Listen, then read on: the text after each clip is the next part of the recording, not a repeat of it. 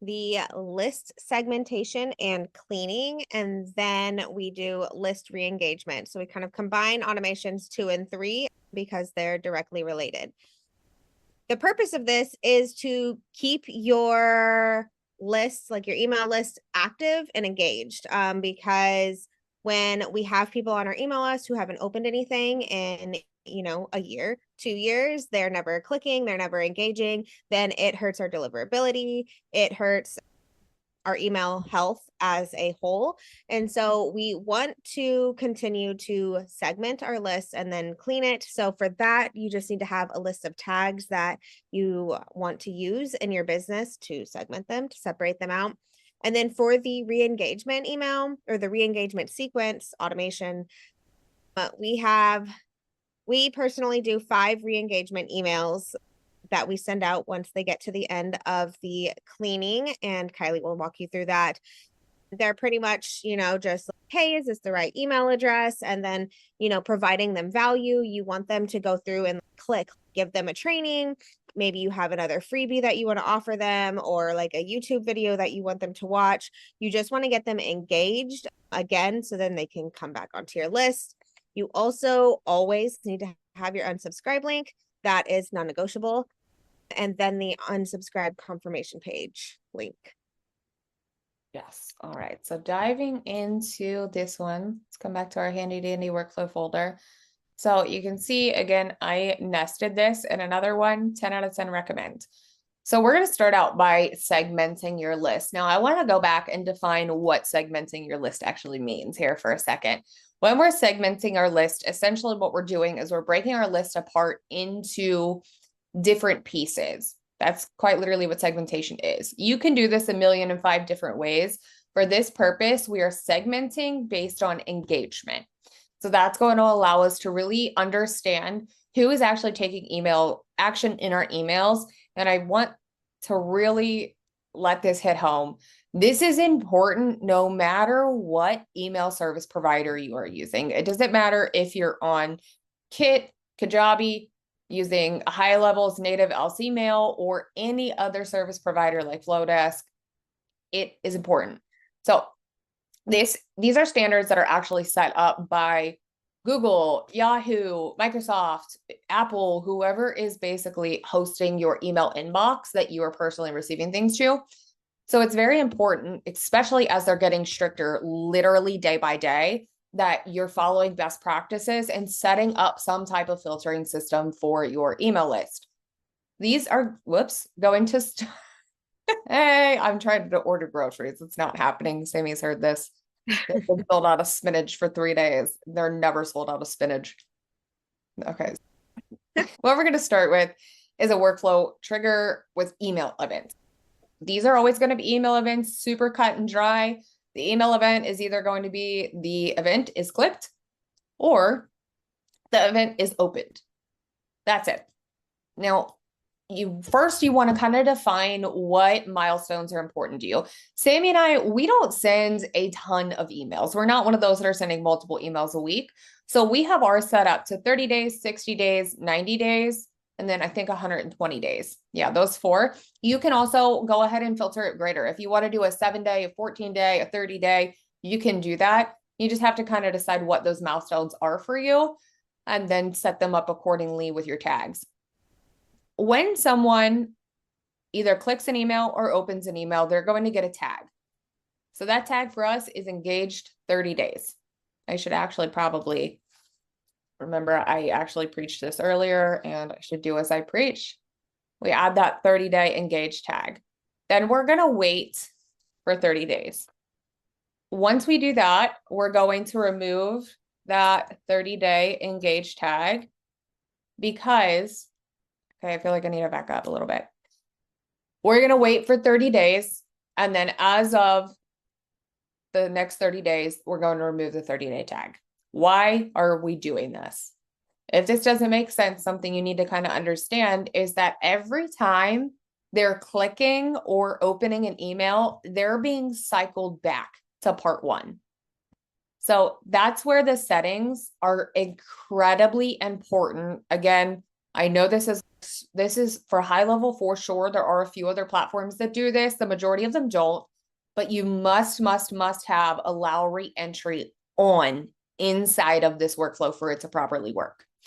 So if they open an email, they're just going to keep cycling back if they're continuously opening your emails through these two. They're never going to actually progress because they're still opening, they're still clicking. But what's going to happen when people are not continuously opening and clicking, they're going to start to come through this funnel. So when we hit that remove 30-day engage tag, what we're going to do from there is go ahead and add a 60-day engage tag. And this is just telling us that, hey, within the past 60 days, these people have engaged with our emails. Then we're going to wait for another 30 days.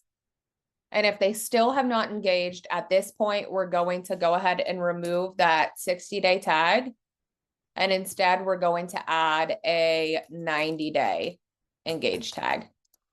And then we're just going to continue one more time, wait another 30 days. We'll go ahead and remove that 90-day tag. And then we're going to add the email tag unengaged.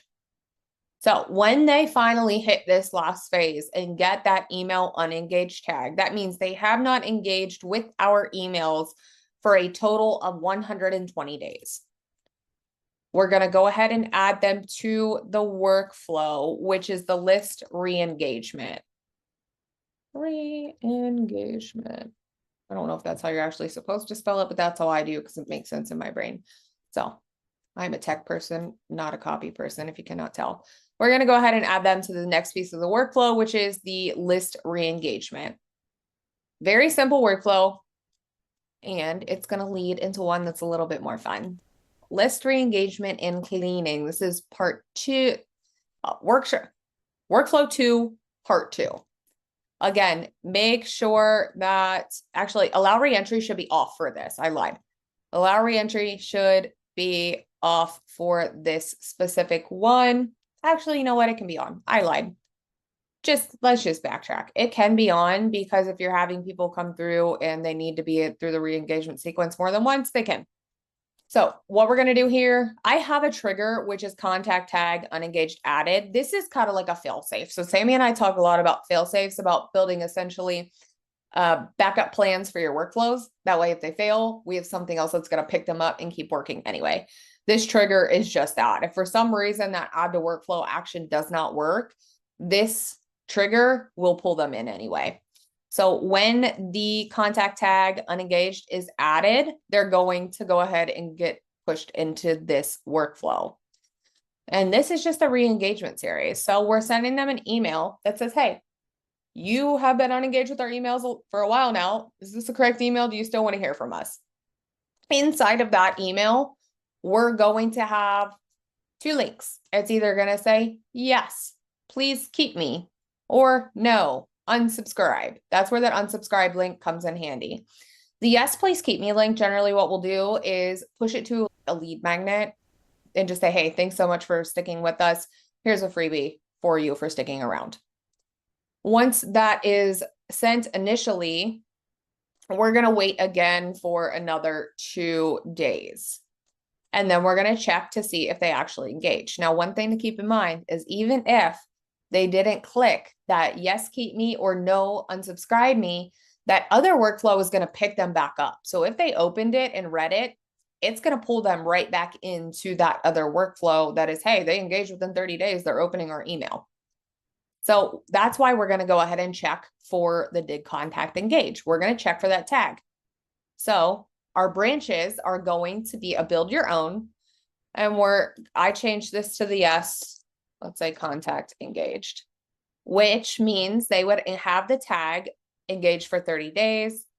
If they didn't open the email or click either one of those links, they're going to have the no. On the yes, they engaged, we're going to go ahead and remove the unengaged tag so that they're done with this. And then we're going to remove them from this current workflow to ensure they're not accidentally going through the rest of this process. No, so did the contact engage, check for tag, we're in that no branch now. If they did not engage, did not open, did not do anything, we're going to go ahead and send them re-engagement email number 2.